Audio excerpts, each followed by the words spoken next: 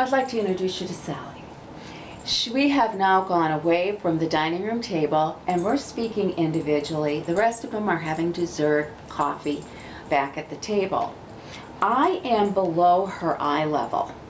That's a critical thing, to be below her eye level, because she feels like I'm dominating and pushy if I'm above eye level. But if I'm below her eye level, she feels like she's in charge, and she is. And so I'm always below eye level. I usually kneel on the floor. If your knees don't work and you can't get up doing that, bend down, do something. But you need to make her feel that she's in the superior place when you're doing the close. The other thing is, when she gets out there, I will touch her arm. This is her arm. I'll touch her arm and I'll go, Sally, how does your face feel? And she'll tell me it feels wonderful. And then I'll say, are you happy with the foundation color we gave you? And she'll say yes. And then I will say, okay, have you decided which sets you'd like to start with? And then I just don't say anything. And I don't say a word. And I just wait for her. She might be thinking. She might be calculating how much she has in her checkbook. She might be doing all kinds of little things. And I wait for her mental process to be done and for her to talk to me again. And sometimes it takes a while, and sometimes it doesn't take any time at all. So a lot of times she'll say to me, well, I can only start with the miracle set tonight. And I say, you know what, that's great. That is a great set to start with. And I don't know, it's up to you, but did you think that firming eye cream was going to be an important part of that? And if she says yes, I go, okay, we'll put that there. And then what about that microdermabrasion? Is that something that you think you'd be able to use and would make a difference? And if she says no, I go, okay. And how about the oil-free eye makeup remover? That one's big. Is that something you think you'd use?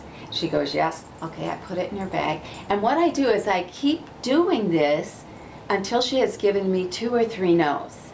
Absolutely, I don't go further than the 3rd no. But she starts off with what she knows she wants, and then she's kind of forgotten all the details. And so one thing by one, you bring it up and you say, now what about this? Is this something you think you'd use? And then you can keep on building on that sale.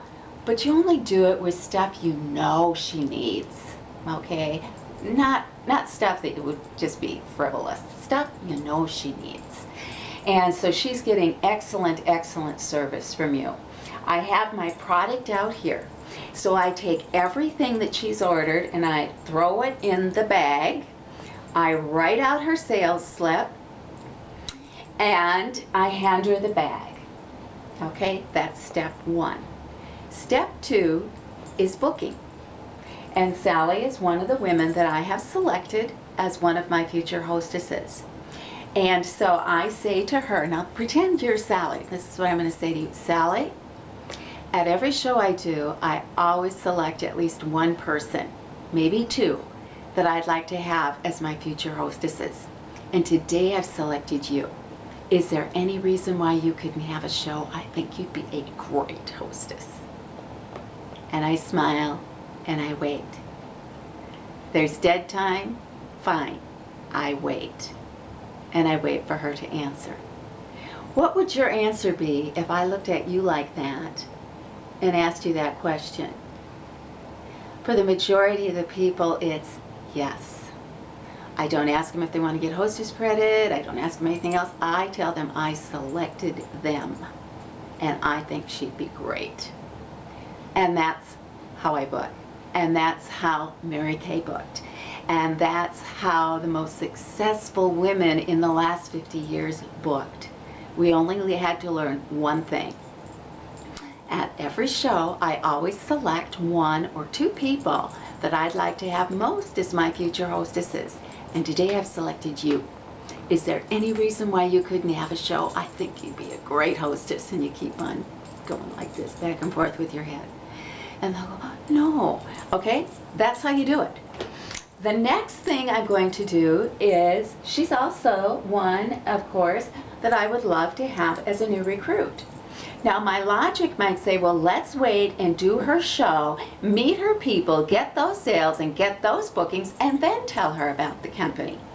Now, that's logic, but nothing runs on logic. What could happen is that show might never hold. She might have, her and her husband might take off to Saudi Arabia. I don't know what. I might not ever see her again. I might not ever have this chance. And so I say to her, and Sally, one more thing. I think that you would be great at teaching skincare for Mary Kay. Now, I know this is probably nothing you'd ever be interested in, and that's okay. But I'd love to get together with you and tell you a little bit more. What does your calendar look like for this week? That's it. These are simple phrases, but they work. I don't say, would you like to get together? Things like that. It's, what does your calendar look like for this week? And if she pulls out her calendar and starts telling me, we're home free. So that is the close. That's how you do it. Another little tip is, don't have them pay you out here. Send them back to the table to write out their check or put their credit card number on the receipt and have them bring the next one in, because this is going to take time. And if you take extra time talking to her while she writes out her check, it's going to take a lot more time and people are going to start going home. So do what you have to do out here and then send her back to the table for anything that she can do without you.